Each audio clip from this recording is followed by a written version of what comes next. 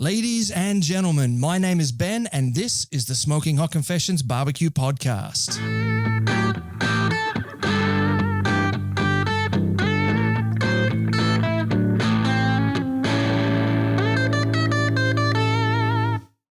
Hey family, I hope you're well wherever you are and you got that thin blue smoke rolling. This is episode 103 of the Smoking Hot Confessions Barbecue Podcast. And if you haven't listened to the last couple, make sure you jump in there and get them done. We've got episode 100, which we recorded with my lovely wife right here in the studio. She put me on the spot. She interviewed me. We got 101 with Matt Staunton talking about Kids Q. 102 was a barbecue podcast, Swapcast with the Barbecue Beat podcast based out of Florida. And today is 103, and we've got the wonderful Anju Khanal. She's one of the pillars of the barbecue community up in Townsville, North Queensland. She's the owner of Barbeques Galore Townsville, and she's head pit mistress at Queens of Q, which is North Queensland's first all-female barbecue team. Now, I met them at the Townsville BBQ Battle for the first time last year. That was the inaugural Townsville BBQ Battle, and they took home an absolute swag of trophies in their first ever outing. Not only did they win first place for the first-time competitors, they had like a rookie league sub-competition happening. They actually finished third overall in the main competition, which was absolutely outstanding. And they've backed it up through other various competitions to date. And they've even done as much as fly all the way from Townsville all the way down to Sydney, which if you're listening from outside of Australia, that is a really, really long way. It'd be almost as far as flying all the way across America, I think. It's quite a long ways. And down to Kangaroo Valley for the beautiful competition down there. And they did really well down there as well. So in this episode, we're going to really pick Anju's brain and find out what she's got cooking up in there. We're going to find out, as a barbecue shop owner, what barbecue she chooses to cook on at home. I always find that fascinating. If you've got all the barbecues in the world to choose from, how do you choose one or two or three? And what motivates that? So we're going to get into that. We're going to find out which came first, the shop or the barbecue team, and we're going to get the stories on both of them. And we're going to find out what it was like meeting Diva Q and bringing her to Townsville for some cooking classes. So if you haven't seen that on the social media, just a little while ago, Diva Q actually came out to Townsville and did some cooking classes at Barbeques Galore up there. It was absolutely awesome. We're going to get into what trends she's noticed in barbecue in the North Queensland region and find out a bit about what's happening up there. We're going to talk a little bit about how COVID has affected the business there and what they're doing to keep the doors open and keep the business running. And we're going to talk about what it's like competing interstate. And we're going to close out the session with a motivational session. Anju's got some beautiful thoughts to share with us to get people out of the kitchen, get them outside and get into their cooking out there. So we've got an absolute feature-packed episode for you this afternoon. And without further ado, let's get stuck into it. This is the internationally awarded Smoking Hot Confessions Barbecue Podcast with your host, Ben Arnott. How long's it been since your last confession? Anju Khanal, pit mistress of the Queens of Q, welcome to the confessional. Thank you very much, Ben. It's an honour to be on your show. Oh, it's an absolute pleasure to have you. I've met you a couple of times now, and it's just absolutely lovely. Thank you. Yeah, and I share the same feeling about you. You are a top bloke, and always like hanging out with you. Or you're always very helpful and love that smiley face. Thank you so much. All right, so let's kick things off. First of all, as a barbecue shop owner, what do you cook on at home? Well, at home, Raz and I have about 5 different grills. But mainly the Kamado Joe and the Traeger, I've got a Timberline 850 at home. So those two get used quite a bit. But owning a Barbeques Galore, we cook in store quite a bit. And we are always, as most business owners would know, we live here. So in the store. So we cook a lot in the store and we use the 2 Traeger, and the Kamado gets used in the store also a lot. So mainly the first Kamado Joe, and in the last 2 years I use the Traeger a lot as well. Yeah, I've noticed that you've been using them in the competition team there. What drew you to the Traeger?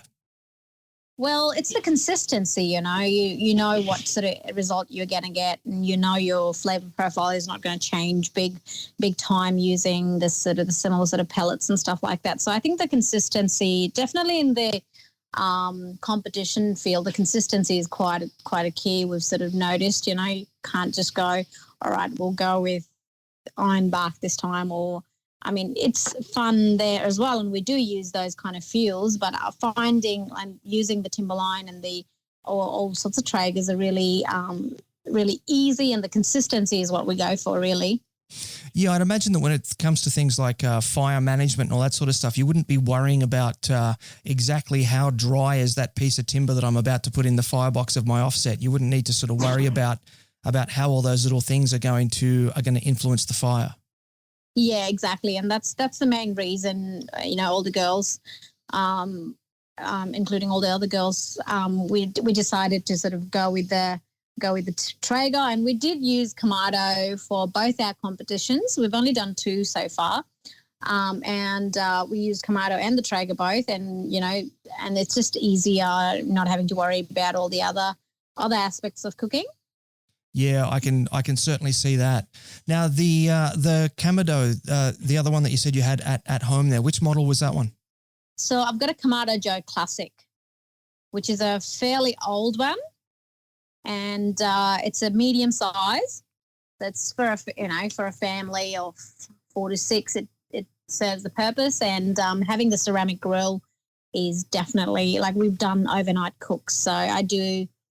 If you're sort of planning a dinner next day, I do an overnight brisket or something like that, because I can just a small amount of fuel goes a long way on these cookers. So just fill it up, put your deflector plates on, put your brisket or whatever you want to cook, and you can basically forget about it for 8 hours and no problems. Yeah, I've never actually cooked on a ceramic barbecue myself, but everyone I've spoken to just absolutely loves it. Oh, it is wonderful. It is our first. So those who know us, Raj and I both love Kamado and call it our first baby. So if owning a shop, if we had a chance that we could just, pick one barbecue and go, Kamado would be the one. And the simple reason being it is lump charcoal that you're using, not briquette, not any other form. It's the purest form of cooking, which is using the lump charcoal, and the flavour is just unreal. So we love it. The consistency you get out of it as well, because it's the heat retention is amazing. So you don't lose any heat. Sometimes you sort of overdo the chicken and it's a bit dry. Yeah. With a kettle or, with any metal barbecues, whereas the ceramic being ceramic, it doesn't lose any heat. That means your meat's going to be moist for a long time. Yeah, that's kind of interesting, because you'd almost think that being a ceramic grill that it would absorb the moisture. So it's quite fascinating that it doesn't do that. Yeah, no, it actually holds the moisture in your meat. And with the other form of barbecues, you have to add like a water pan to retain that moisture. Whereas being ceramic grill, I never use water pan or anything like that. It keeps the moisture real good. Oh, that's awesome. So you mentioned that you prefer using lump charcoal there before. What's your favourite lump to use in your Kamado? Oh, Kamado Joe lump charcoal all the way. It's an Argentinian charcoal. I think the charcoal, the wood itself is called axe breaker in Argentina. So wow. They're big lump. They're bigger than your head lump you get in the bags. They are premium, so they are a little bit on the higher end for price point. They're $54.95 for a 10-kilo bag of charcoal, but it is worth every cent. It is so big. There's no little bits and pieces. So, yeah, we love using that. But at the same time, I have trialed heat beads and stuff like that on it as well, which seems to work all right for not a very long cook, but if I'm just cooking, say, a rotisserie or something like that, I don't mind using beads on them as well. That's interesting. I was going to ask if you were, if you did use briquettes in it at all, or if it was just always lump charcoal. So yeah, I didn't actually realise that the Kamado Joe made their own charcoal too. Oh yeah, no, that's the best charcoal you can buy in Australia by far. If you can afford the Kamado charcoal, do not buy anything else. That's my big tip. Oh, awesome! Fair enough. And so you mentioned that you like to do long overnight cooks there. You mentioned brisket. What other things are your favorite things to cook on that Kamado? Because it's charcoal and the heat retention is so good, I use it like a cast iron wok and do wok cooking. We are from Nepal originally, so goat curries and stuff like that come out real good on a cast iron wok. So I do that kind of. I love cooking goat in my Kamado using the cast iron wok. So I think that has to be one of our favorite things to cook. Other than that, we do like ribs and all your other cuts, and steak is really awesome on over the charcoal just directly. And I use the grill grates as well, so comes out real good. Oh, wow. I do love a good goat curry. I actually grew up on a goat farm, and, man, goat is such good eating. Oh, it's so lean, and if you cook it right, it's so flavoursome. We love it. Yeah, I always found that the flavour was quite similar to lamb, but without a lot of that sort of that fatty aftertaste that you can get with lamb sometimes. Yeah, that's it. It's a lot more leaner, and growing up in Nepal, as they say, mountain goats are the best. So we grew up eating a lot of goat. Yeah. So is there like a local goat farm that you're able to source up in Townsville there, or does it come from somewhere else in the country? There is. We actually get a local goat from one of the local guys. So we get, when we buy a whole goat, and they just butcher it all up for us, and we do ribs, and we do like leg and diced pieces for curries and stew and all that sort of thing. So we just get it sourced locally, really. Oh, that sounds amazing. I love all that sort of locally sourced meats and all that. They're just so much tastier. Oh, absolutely. And you can see where they come from. You can see like they run wild in the, paddock, and you're definitely eating good produce there. So we love, as much as we can, we buy local, and even the butchers we use here, they source most of the things in Australia. I don't think most things they sell would be Australian. So we love buying Australian produce for sure. Yeah, absolutely. So what came first then, the shop or the barbecue team? Well, the shop definitely came first, and I have a little story to share there. So basically, about over 10 years ago, my husband came to Australia from Nepal, not speaking much English or anything. And he found, he landed a job in Moore Park in Sydney at Barbeques Galore as a casual staff. And ever since, he'd never left, and we travelled around. And so a few years later, I joined him, and I joined Barbeques Galore. So we've been working together for over 6-7 years. So we've actually been working at Barbeques Galore for a long time. And our last store was in Cairns, which was about 2 years ago. We were there for 3 years. And all of a sudden, we were like, well, looks like we are a good team. We can work together. Which doesn't happen very often. And we thought, you know what, let's get into it. And we wanted to buy a franchise. So Townsville didn't have one for about 5 years. So we put the offer in, and we bought the business first. So we opened Barbeques Galore Townsville about 2 years ago. Our anniversary is actually coming. It's the 30th of April. Is our anniversary, second year anniversary actually. And then about a year, last year it was, the BBQ Battle in Townsville, all the talk started, and we thought, well, may as well form a team. And I started thinking about it, and I thought, well, girls can barbecue too, so why not form a girls only barbecue team, and put up a little ad on Facebook. There was a little barbecue page, and a couple of the girls approached me from there. One of my team members had, actually two of the girls had bought a couple of barbecues off us before, so they came along, and, we are a team of 5. And we love it. Yeah, fantastic. Now, I'm going to loop back to the start of the story there. So you said that you guys have been with Barbeques Galore for like roughly 10 years, and you've worked together for about 7 years. Working as a husband and wife team can be quite tough. What do you sort of attribute your success to in that? I think, when you come, just sort of having that rule where when you're at work, you're not husband and wife, basically has worked for us. So we treat each other with respect. We don't, so until last year, until we started the business, he was my boss, but, and I treated him like one, like generally when a wife comes along, it's like, I'm the boss now sort of thing. But I sort of treated him like the boss, how you treat your normal boss at work. So I think that's sort of the understanding, and we actually like spending time together as well. And we, I think we sort of fulfill each other's, like, talking to certain type of customers when you're trying to sell a product. Some people are not gravitated towards you, where Raj can go and, help them, and sort of it works really well for us actually. And we love spending, I wouldn't have it any other way, because we love spending time together at work, at home. We are sort of, I don't know, it doesn't work for everyone, but it certainly works really well for us. And I think the respect for each other, and when you're at work, and when you go home, it's a different story. So it works quite well for us. That's beautiful. So who's the boss in the new store then? Well, that has to be me.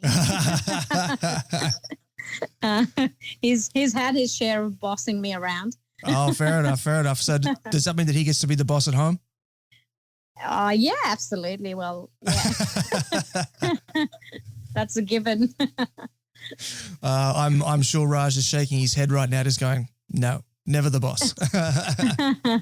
He lets me be the boss. Oh, I see. Okay. All right. Fair enough. And you mentioned the fantastic Queens of Q there. You said that you put it all together from a Facebook post. Yeah. So I put up a post, and Anne contacted me through that. Also, Melanie did contact me through that.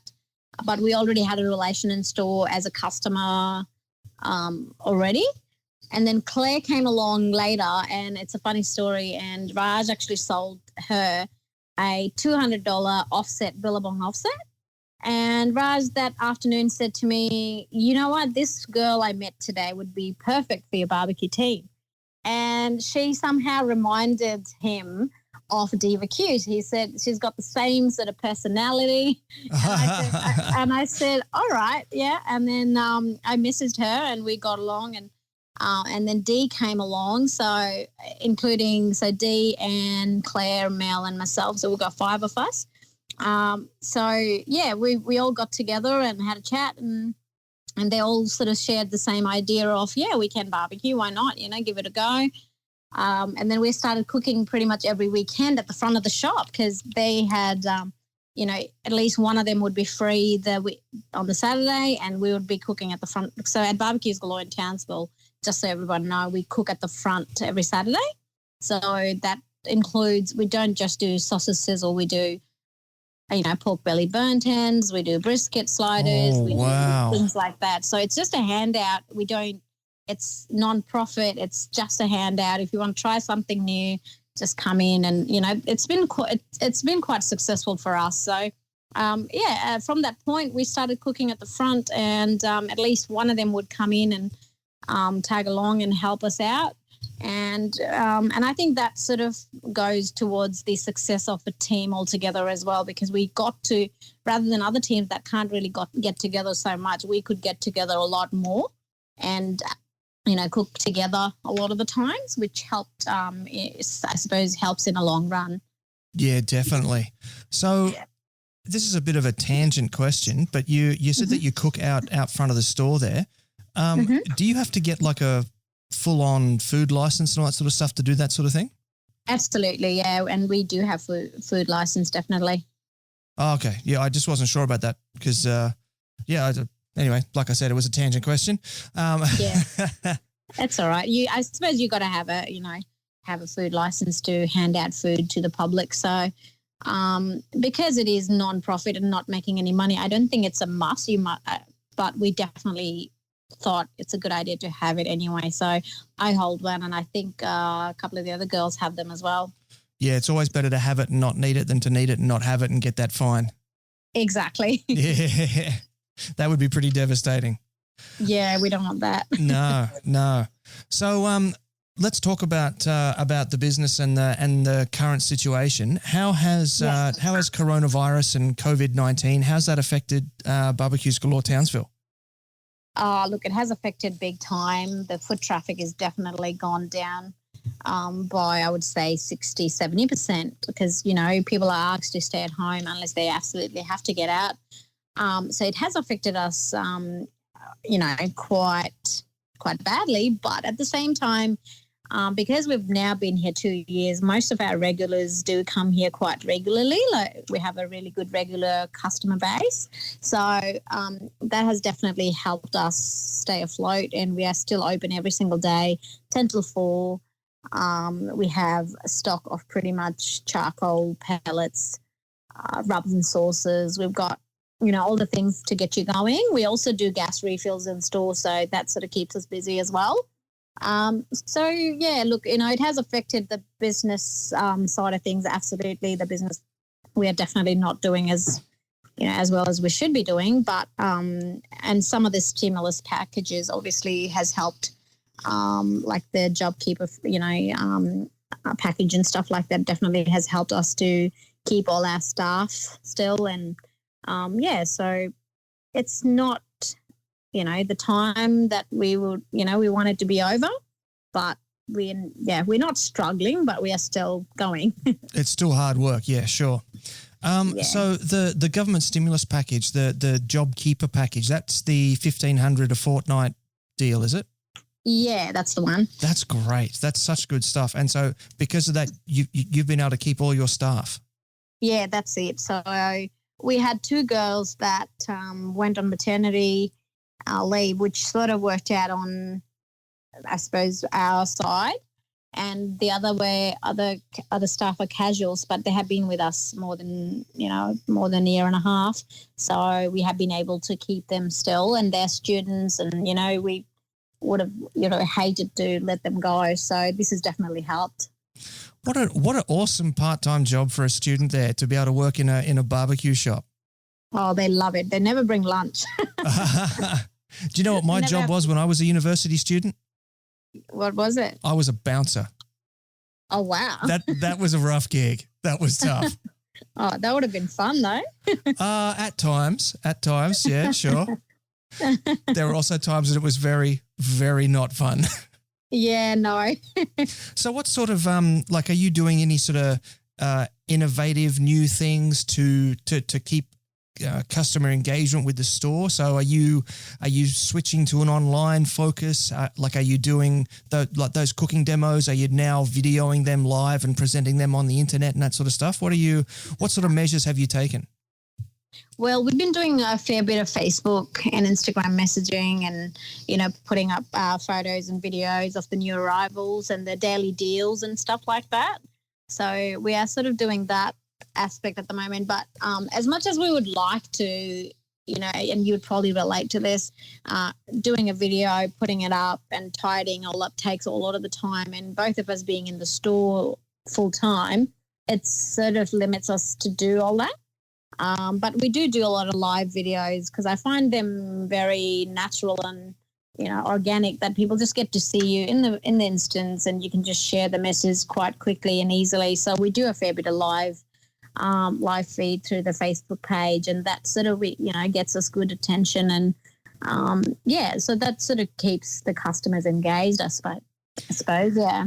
Yeah, I did see one where it was maybe 2 weeks ago or something, where one of the young ladies that works for you there was doing a bit of a walkthrough of the store and telling everybody what was on and what was going on. And I thought that was really good, just to be reaching out through the internet to people, because the internet is a big deal right now. Oh, absolutely. Everyone's on their Facebook and phones, and so it's a really good platform at the moment, and we're making the most of it. And all the staff also like getting on the live videos. And Sophie was doing a video the other week, and a lot of people then know these guys are open. Otherwise, they've got no clue. because there's half the shops that are closed in the centre and half the shops that are only doing half a day. So it's really a tricky situation for a buyer as well at the moment. You're listening to the internationally awarded Smoking Hot Confessions podcast with massive barbecue nerd Ben Arnott. Alrighty, Anju. Now, we did mention Diva Q at the top of the episode, and you have mentioned that you have your very own diva on your team as well. I think you said that was Claire. Yeah, she is our diva. I mean, in a good way. She's amazing, and she puts in, I think, if I had to say who puts in most effort into the team, definitely it would have to be her, because she's always cooking, doing videos, photos, editing. She's doing most of the work. So she definitely, can take that hat of being the diva of the team for sure. Yeah, I've met her in person twice, and she's one of those people where you can just you can read or you can sense the enthusiasm and the passion that she's got. You can tell that's really what's driving her.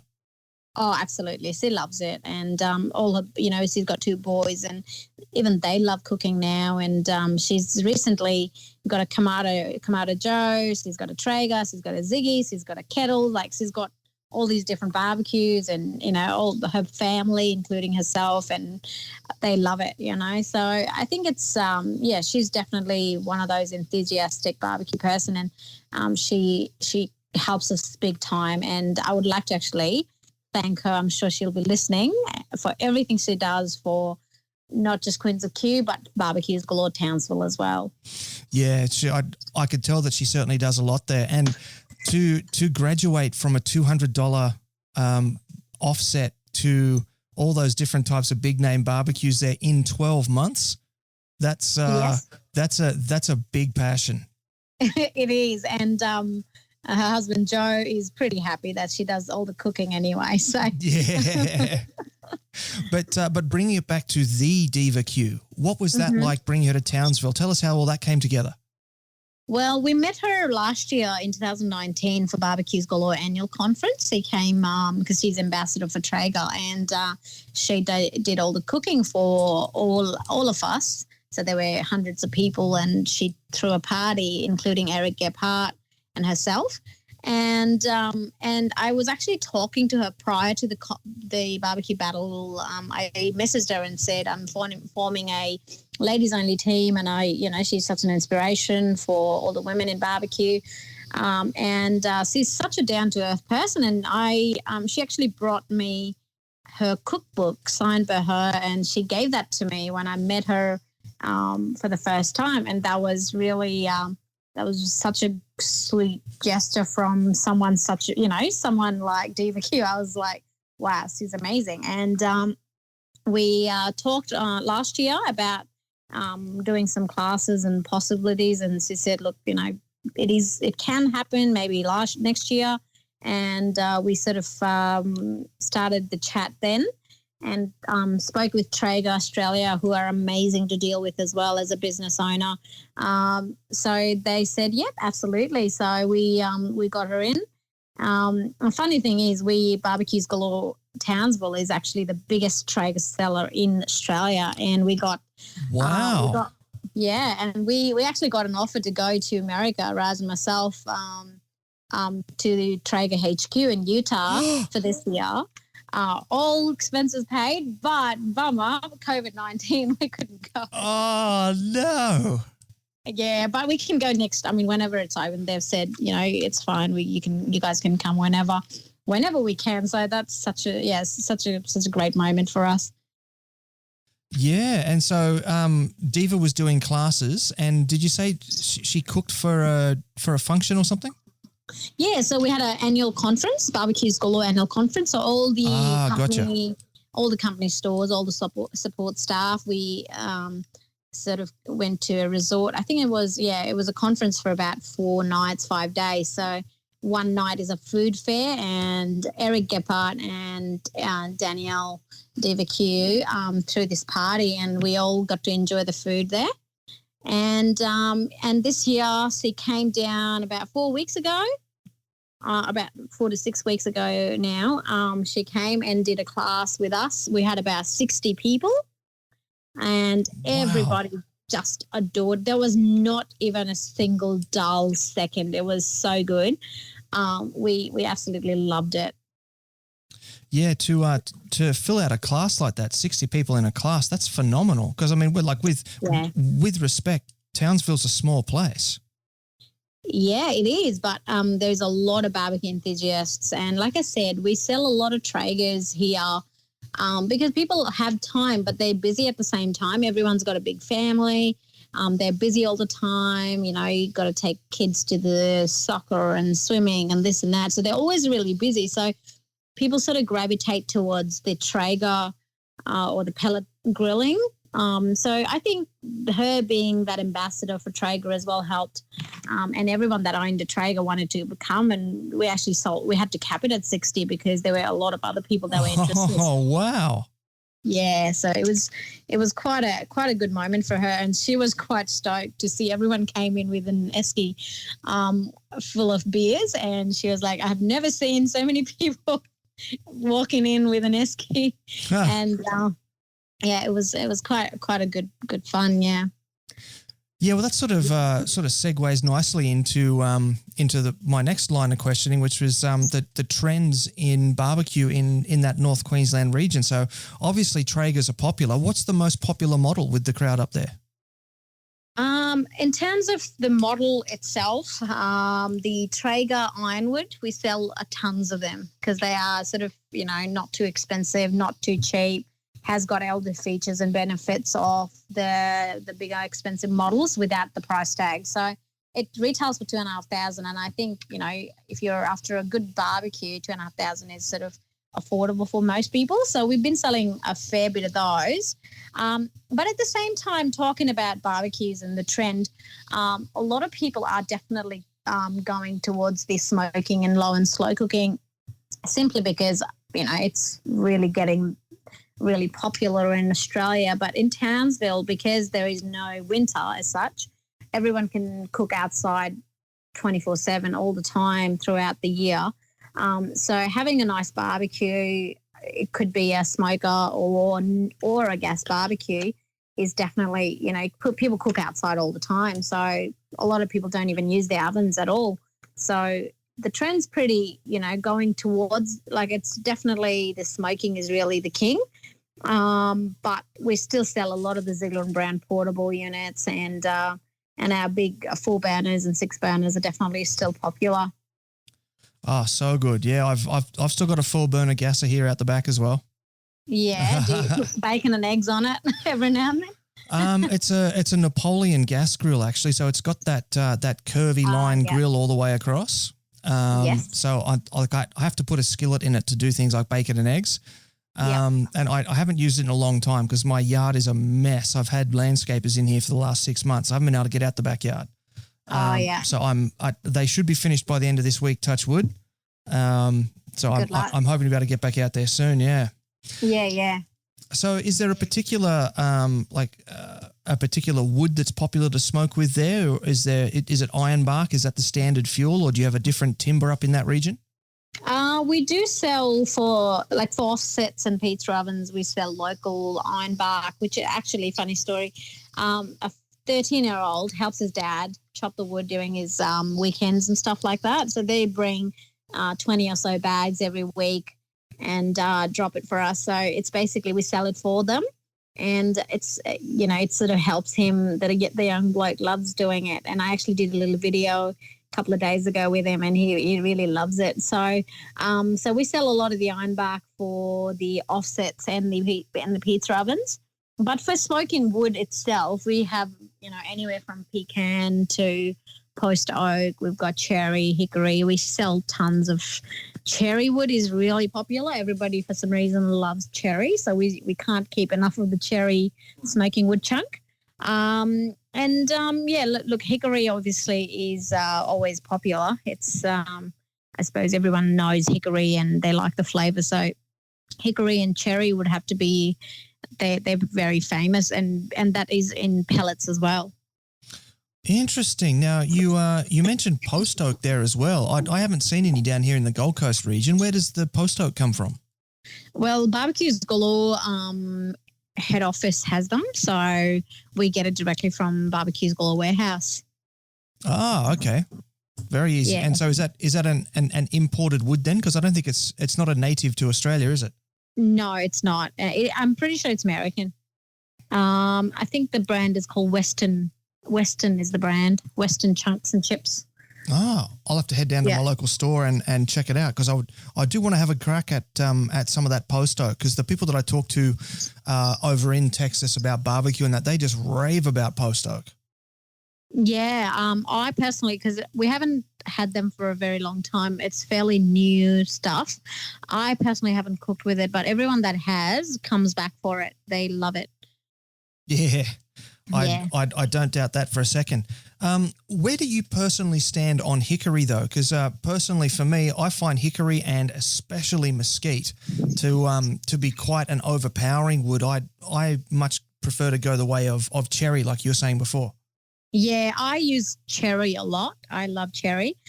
Hickory I can do. I don't mind hickory, but mesquite is definitely one of the strongest and I hardly cook with mesquite.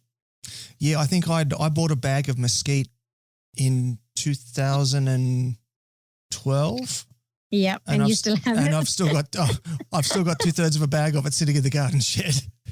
Yeah, the same story here as well. Yeah, I've still got some chunks left at home because it is quite an intense flavor. And I think, one of those blokey blokes that like their smoked food love the mesquite because it's smoky and heavy sort of thing. But yeah, it's a little bit on the heavier side for us. Yeah. Yeah, I much prefer to treat smoke as a seasoning, as they say. Yeah, exactly. Yeah, you don't want it to be overpowering. Yeah. Now you've got quite a wide range of marine life up there. You got the reef up there and crocodiles and all that sort of stuff.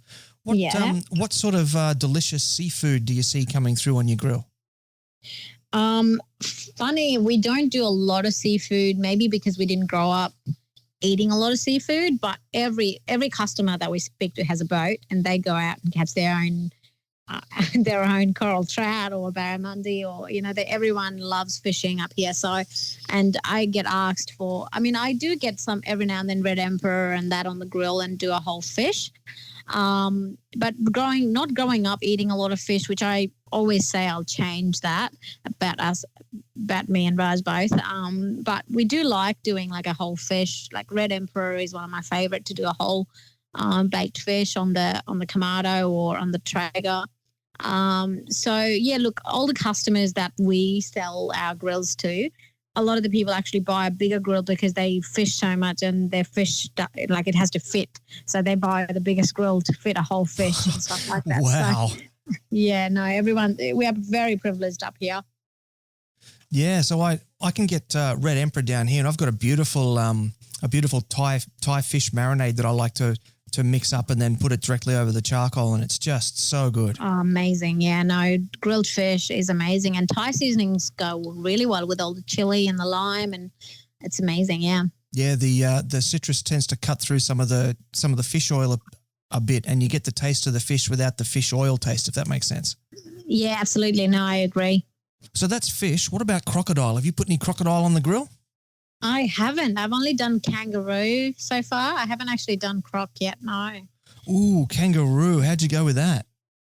Absolutely amazing. And I did a reverse seared fillets, so just some steak. So smoke it I did it on the Kamado and then I just seared it on a gas grill quickly, a couple of minutes. And that was beautiful. It was beautiful and tender.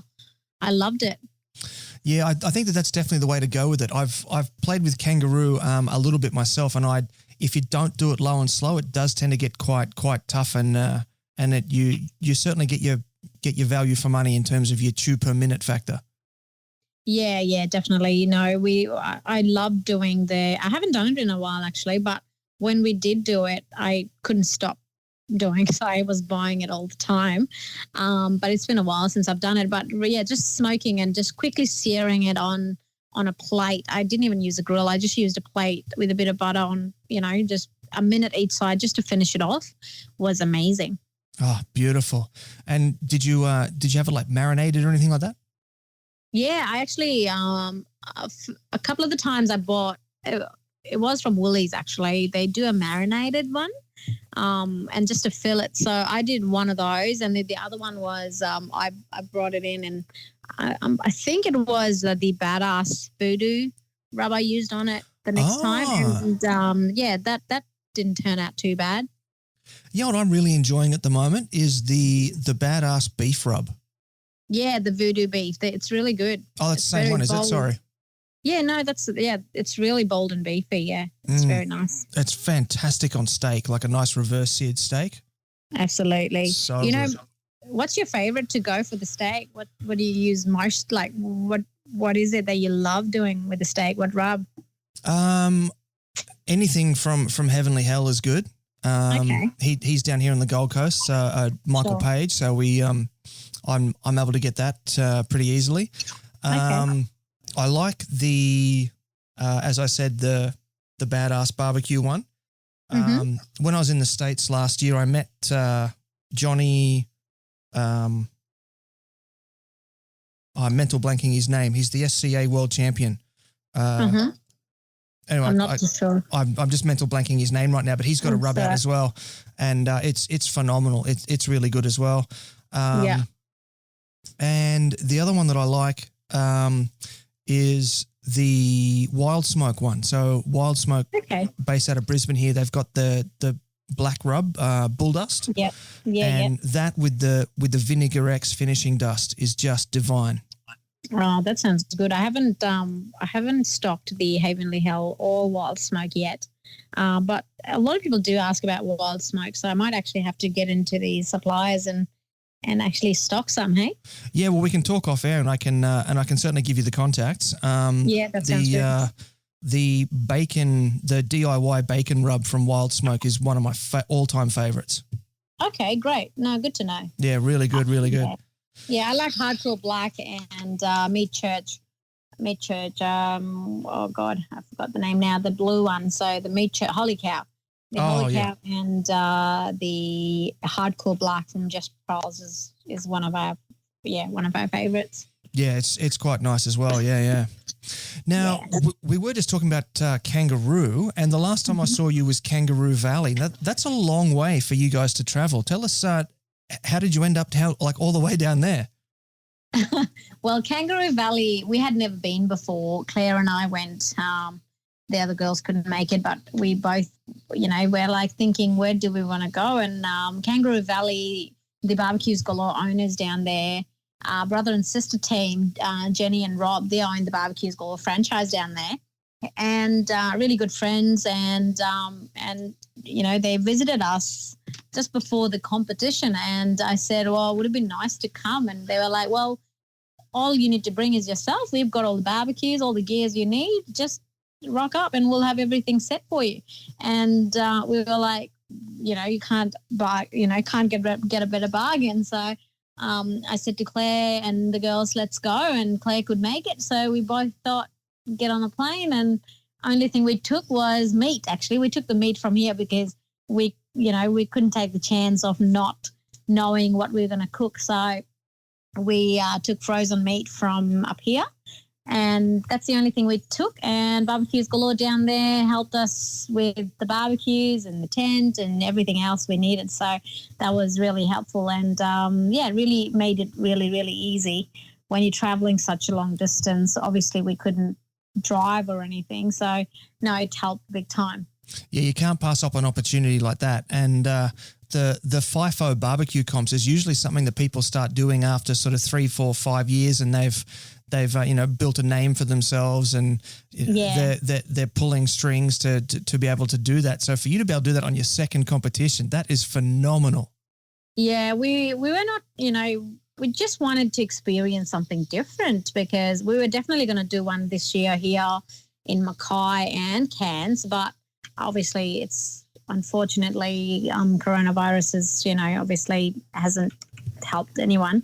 But last year we thought, well, we need to get another comp in, get some more experience and meet some experienced team. And we also wanted to do SCA really badly. So we thought, you know what, let's let's give it a go. And we found that the flavor profile definitely changes big time. Every state, every suburb is different for their flavor profile, what they like. So yeah, it was such a good experience, and we just wanted to sort of get more experience up our sleeve, basically for the comp this year here in Cairns and Mackay. Yeah, so I was going to ask about that, if you had found that there was a difference sort of in that Kangaroo Valley south of Sydney competition versus far North Queensland. When you said that there were differences in flavour profiles, what's your general profile, and how did you find it? Like how was it different? Well, I find North Queensland is, people still like to taste their meat, like the seasoning and the smoke. They don't like it too heavy. They still like the flavour. And cooking at the front of the store, we know, a general idea of the people walking past. They like still to taste the lamb in the lamb, you know what I mean? Whereas I found, I could be wrong, but down south, like Kangaroo Valley, when we were doing, because we were under a Barbeques Galore tent, and Barbeques Galore on their side were doing similar recipes to what we were doing. Rob and Jenny were running similar sort of recipes, and people were going, oh, you can taste lamb here, or, so they liked a lot of, I think, the rubs and sauces more than what we used, you know what I mean? Like they liked more of the added flavour to the meat was our take-home message from there. So, and that gave us an opportunity to sort of fine-tune some of the flavour profiles if we were to travel. To actually do a little bit of research about what people like there is definitely, we will definitely be doing that next time.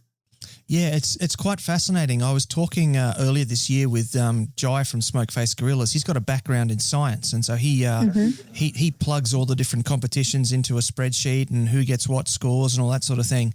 And he's actually worked out which teams are doing well in which particular areas based on their profile versus what the judges are looking for. And he can tell you exactly, like he can say, okay, so this is a competition in southern Sydney. He'll look at who's competing and he'll say that person's going to win it.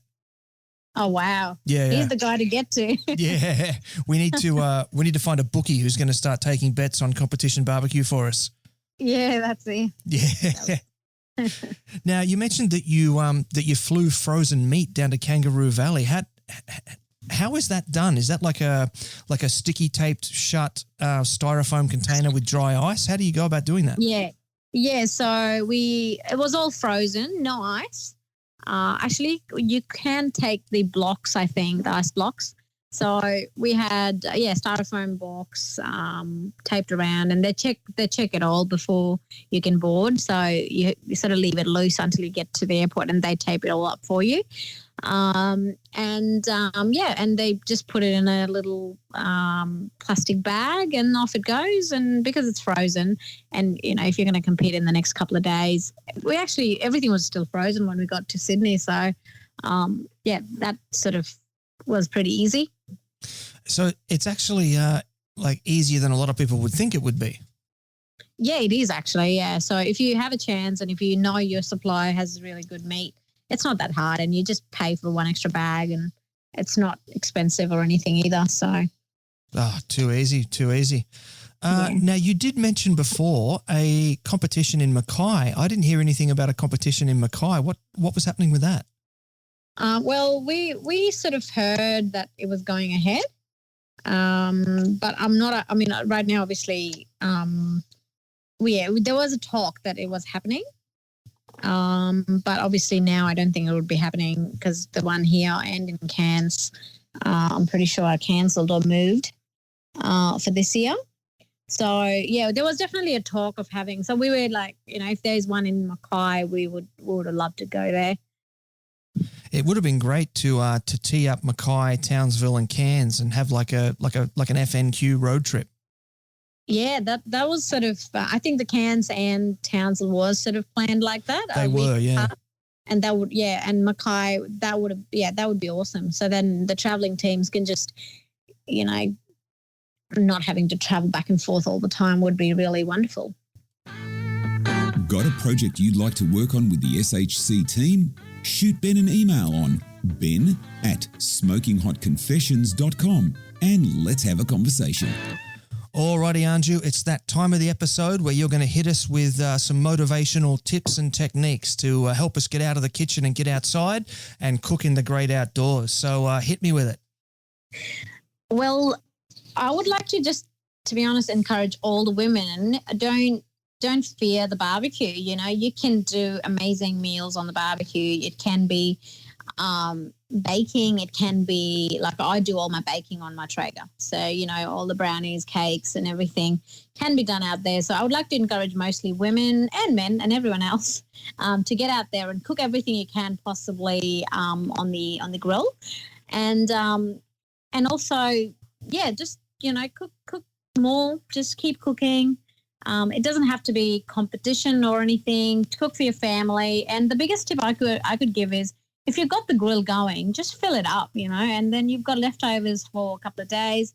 If you've got kids, you can, you know, that can be their lunches for the next few days. So just if you got the grill going, fill it up, cook big, enjoy outdoors. Yeah, step outside and live.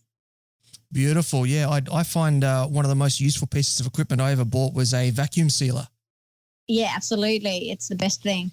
Yeah, I've only got a small family, just my wife and son and I, and my son's only 8. He's not a teenager yet, so he's not going to sit down and eat a whole brisket by himself yet. I'm actually really not looking forward to those days because I know they're coming.